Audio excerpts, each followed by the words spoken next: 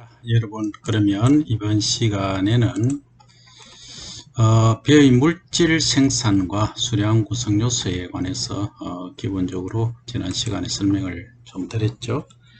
결국은 우리가 수량이라고 하는 것은 요거의 양이 얼마냐, 그죠? 나달 중에 또 현미가 얼마냐, 요게 사실 결정 나거든요. 그래서 요게 이제 뭐가 결정을 하느냐면 결국은 광합성량입니다. 잎에서 합성한 빛이 와서 광합성한 이 양이 얼마나 요렇게 전분으로 차곡차곡 잘 쌓이는가 하는 이게 핵심이죠. 그러니까 광합성은 엄청나게 이만큼 했는데 쌓이는 게 요것밖에 안 됐나면 이건 아무 의미 없는 짓이다, 그죠? 그래서 여기에 잘 쌓이게 하는 것, 이게 중요한 기술 핵심이다 하는 말씀을 드리고, 자, 그 다음 그러면 이게 쌓이는 데 있어서 볕이 좋고 밤낮의 온도 차이가 큰 환경이 가뭄이 아니고 이삭 여뭄에 중요하다, 유리하다 하는 얘기를 하고 있죠, 그죠? 그 무슨 얘기냐면, 자, 여러분 한 가지 내가 질문을 드릴게요. 사과 하면은 유명한 곳, 사과는 영어로 이건 아시겠죠? 애플. 너무 무시한다고 얘기하면 안 돼요. 그냥 적는 거니까. 애플 하면 어디가 유명합니까? 옛날에는 뭐였죠? 대구였죠. 그래서 대구에 미인들이 많았다. 뷰티풀 걸 쌓고 하면 대구였다. 미스 코리아 진 하면 대구였다. 그죠? 그런데 지금은 이 대구가 이 사과의 주산지가 아니에요. 그럼 어디냐? 이렇게 우리 있으면 이 북쪽으로 올라가고 있다. 북쪽으로. 그럼 추워지고 있다는 얘기죠. 추운 데로 가고 있다는 얘기죠. 그 말은 이 지구가 지금 온난화되고 있죠. 온난화되고 있으니까 결국 사과는 그러면 추운 데서 잘 자라는갑다? 좋은갑다? 뭔가가 밤낮의 온도차가 큰 환경이 좋은갑다 라는 생각이 들잖아요. 벼도 똑같습니다. 자, 그 원리를 좀 이따 설명드릴게요.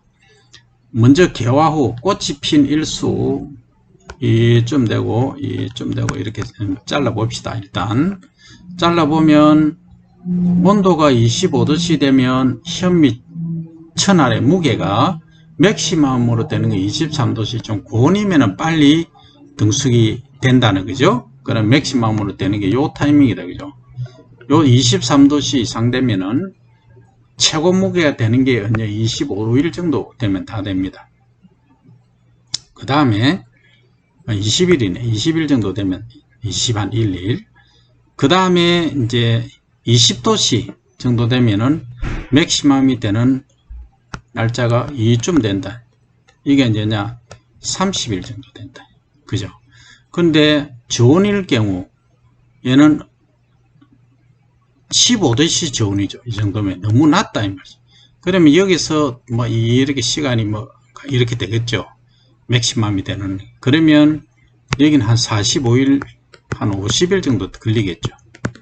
이렇게 온도가 낮으면은 이 현미의 무게가 현미의 무게가 늦게, 온도가 낮으면 늦게 완성이 되고 온도가 높으면 빨리 현미의 무게가 찬다는 거죠. 이 인생도 마찬가지입니다. 빨리 하면 빨리 채운다. 근데 많이 못 채울 수 있어요. 서서히 채우면 늦게 가지만 많이 채울 수도 있다. 뭐 어쨌든 이걸 인생에 적용할 수 있다 하는 것은 농업을 열심히 하다 보면 인생을 알게 됩니다. 그죠? 인생이란 무엇인가? 식물의 자랑. 우리는 벼를 하니까 라이프 오브 라이스. 벼의 일생을 보면은 우리 인생도 알 수 있다. 똑같아요. 자, 그러면 주, 야간. 요거 위에가 주간 온도고 낮의 온도. 그 다음에 요거는 야간의 평균 온도입니다. 이럴 때 가장 이 등수 비율, 그러니까 알맹이가 이렇게 있으면 알맹이가 차는 이 비율이, 예를 들어서 하나의 이삭에 알맹이가 한 100개 정도 있잖아요. 있으면 이게 몇 개가 완전하게 차느냐, 완전립이라고 하죠. 완전립으로 되었느냐 하는 걸 보는 거죠. 그러니까 주간 온도 여기까지는 다 20도예요. 그 다음에 주간 온도 여기는 25도면 30도고, 그러면 주간 온도의 변화에 따라서 등수 비율이 일단은 차이가 없잖아요. 주간 온도 그대로인데 뭔가가 이렇게 차이가 났잖아요. 그 말은 야간 온도가 10도, 15도보다는 못하다는 거죠. 20도씨가 가장 높다니. 주간이 20, 야간이 20. 그런데 말입니다. 주간이 25도인 경우, 그리고 야간 온도를 달리 했을 때, 그러면 어떻게 되느냐 생각 한번 해보시기 바랍니다. 주간 온도가 같은데 야간 온도가 10도씨가 아니고 15에서 20도니까 5도씨 증가했죠. 그죠? 5도씨 증가하니까 어떤 문제가 발생하느냐, 수량이 아니고 등수 비율이 줄었다는 거죠. 자, 여기는 몇 프로입니까? 77%인데 여기는 몇 프로죠? 84%다. 그럼 7%의 수량 등수의 차이가 왔다는 거죠. 그럼 결국은 뭐냐 하는 거죠. 이쪽이 좋더라. 그러니까 주간 낮의 온도 25도, 야간 온도 15도씨가 좋더라 하는 게 이게 결론이라는 거죠. 요 조건을 맞춰주는 것이 등수기, 여기에 등수기 알맹이가 잘 찼다 하는 얘기입니다. 그럼 이렇게 채워준다는 것은 결국은 뭐가 채워주느냐? 광합성 산물의 전분이더라, 전분. 그죠? 그러면 아까 이제 의구심을 가졌던 게 뭐냐? 왜 그러면 사과 재배지는 북쪽으로 가고 벼 재배지는 중에서 임금님께 진상한 쌀 했었잖아요. 그럼 어느 쌀입니까?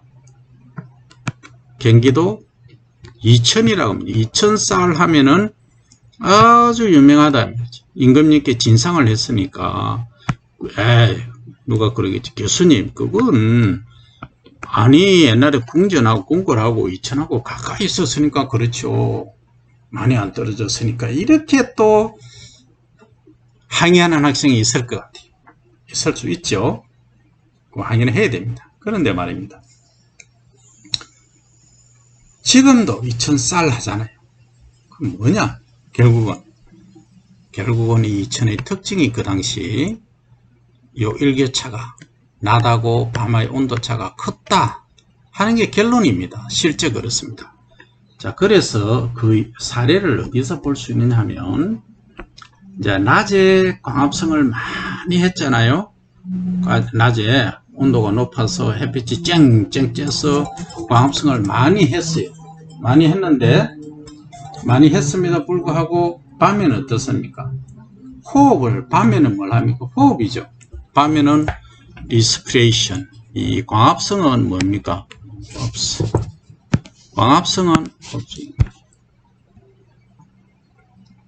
광합성은 우리가 포토신세시스 라고 하죠. 포토광을 합성한다 이 말이고, 여기 합성한 게 밤에는 소비가 되겠죠. 호흡한다. 그래서 리스피레이션 이렇게 말한다. 그러니까 광을 합성하는 거고, 그죠? 광을 합성한다. 무엇가 있어서, 태양이 있어서 공기 중에 CO2를 흡수해서 당을 만든다. 그죠? 그리고 여기 전분으로 쌓인다. 그리고 또 산소도 배출해낸다. 그런데 말입니다. 이 빛이 없으면 역의 과정이 일어난다는 거죠.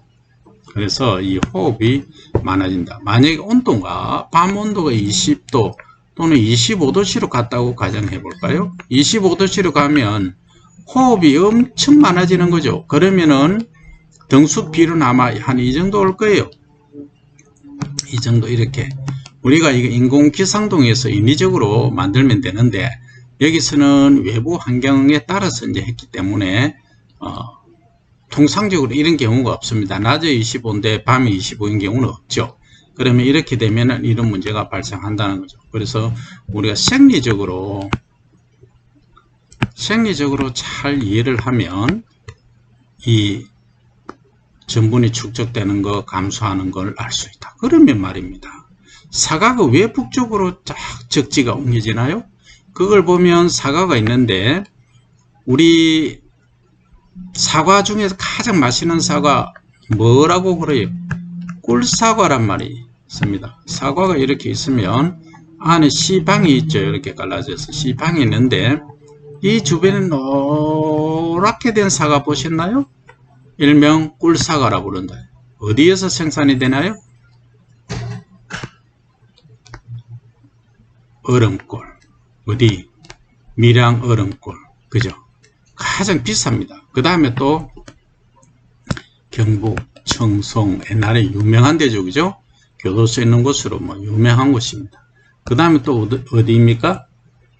함양. 그죠? 그 다음에 합천. 지금 강원도 샀습니다. 그럼 결국은 뭡니까? 이렇게 전부 이런 데는 밤낮의 온도차가 큰데, 소위 일명 추운데 가을에 또 여름에 시원한데 이 얘기입니다. 그 말은 낮에 광합성을 했던 사물들이 밤에 온도가 온도에 있어서 낮에 낮밤 관계없이 온도가 높으면 숨을 많이 쉽니까? 낮으면 숨을 많이 쉽니까? 당연히 온도가 높으면 숨을 많이 쉬죠. 온도가 낮으면 적게 쉬죠. 그래서 요 역반응 있잖아요. 광합성 한 거에 역반응이 일어나면은 뭐 한다? 결국은 요 당을 소비를 하기 때문에 그렇다. 그래서 저기 열대지방에서 사과를 심으면 어떻게 되느냐? 퍼석퍼석한 퍼석상시옷인가요? 퍼석퍼석한 사과가 만들어진다. 요게 되겠죠. 이게 뭐냐 하면 광합성은 엄청 많이 해요. 낮에 일조량이 너무 좋으니까. 근데 밤에 온도가 이렇게 30도까지 올라갑니다. 어떤 데는 중동에 가면 그렇다고요. 낮에 온도는 40도고 등수기 이래 되면 난리 나는 거죠. 숨 쉰다고 호흡에서 이 당을 만드는 설탕을 다 소비해 본다는 거죠. 그래서 이것은 등수기에 관한 부분, 소위 알맹이가 차는 부분에 있어서 여러분들이 꼭 뭐 해야 된다? 기억을 하셔야 된다 하는 점을 말씀을 드립니다. 자, 그러면 우리가 이런 게 있어요. 품종이라는 게 있잖아요. 품종. 컬티바라고 쓰죠. 또는 버라이어티 이렇게도 씁니다. 버라이어티는 일반적으로 다양한 품종을 말하는 것이고, 엄밀히 따지면 컬티바라고 하는 것은 재배하고 있는 품종을 말할 때 씁니다. 근데 뭐 통상적으로 구분 안 해요. 그럼 뭐 품종이면은 이렇게 쓰잖아요. 이 품자 할 때는 입이 몇 개예요? 입이 세 가지다.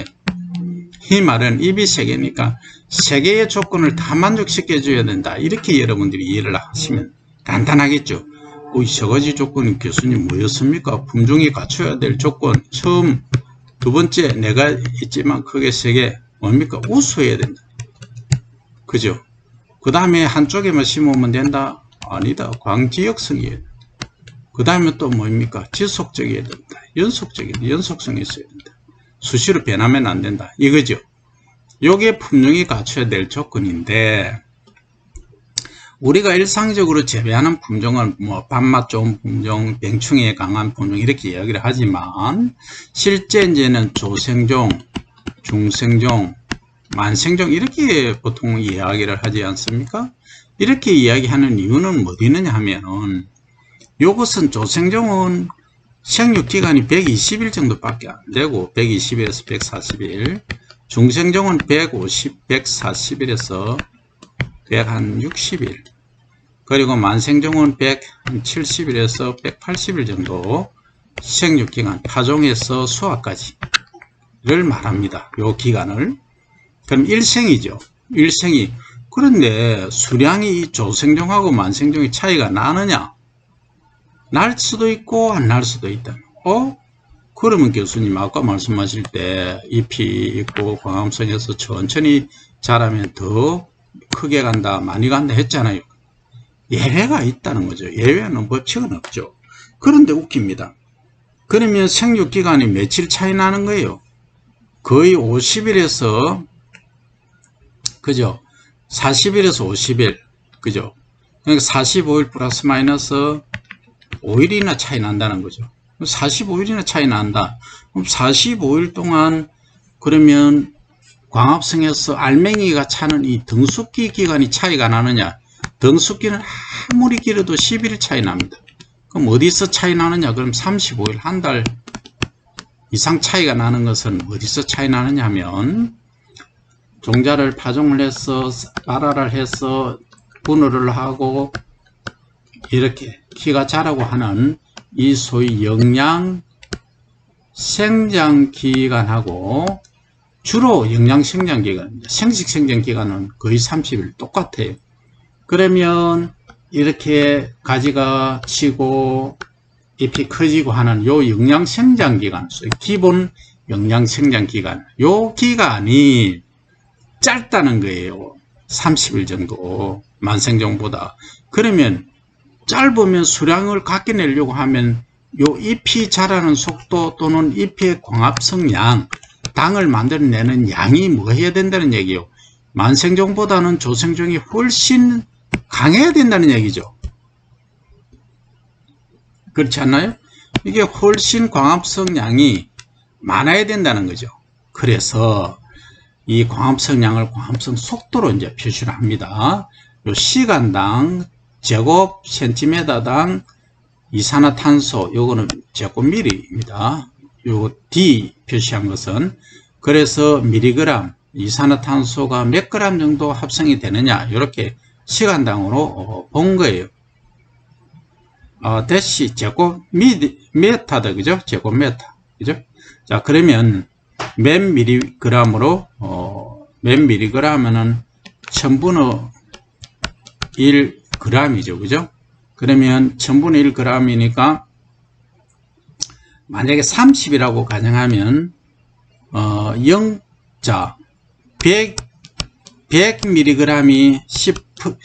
0.1g이죠. 10%니까. 그리고 10mg이 0.01 1%죠, 그죠? g입니다, 그죠? 그럼 하루에 아니고 시간당 0.01g, 요니 3이니까 0.03 g이 뭐 한다는 얘기입니까? 한 시간에. 요 대시니까 10분의 1m입니다. 그러니까 1m의 이산화탄소가 이렇게 고정이 된다, 이런 얘기죠. 이해되십니까? 그러면 D 제곱미터에 요게 청색으로 그려져 있는 것은 뭐 수식은 좀 이따 얘기하고, 요것은 좀 광합성 속도가 엄청 빠르다는 거죠. 그런데 요 밑에 있는 거 약간 지금 요 색가, 이 색을 뭐 레드라고 불러야 되나요? 하여튼 흑색 앤드 레드, 요것들은 좀 광합성 양이 적잖아요.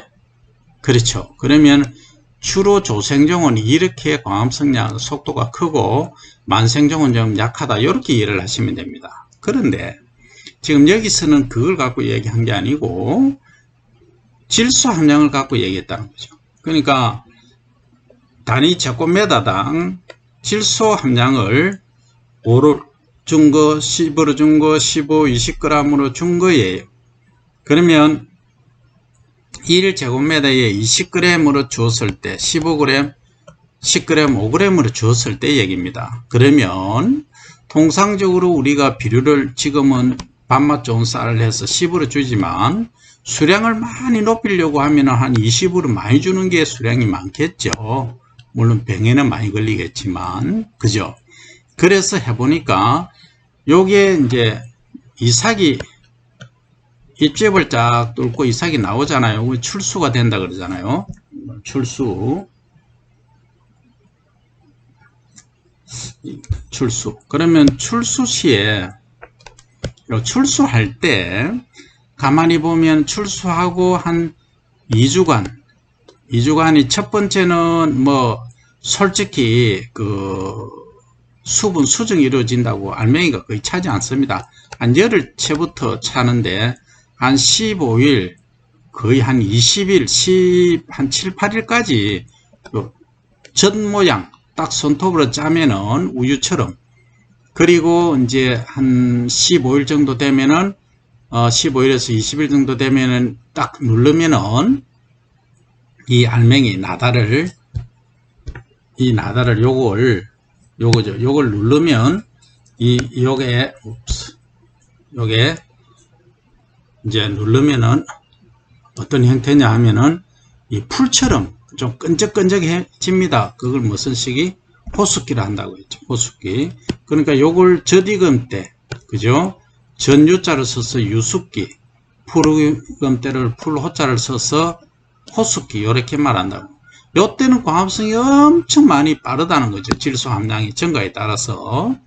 그리고 이제 약간 누렇게 껍질이 누렇게 되고 또는 갈변하거나 고설해질 요때 되면은 질소 비료를 많이 줘도 광합성량이 그렇게 많이 증가하지 않는다는 거예요.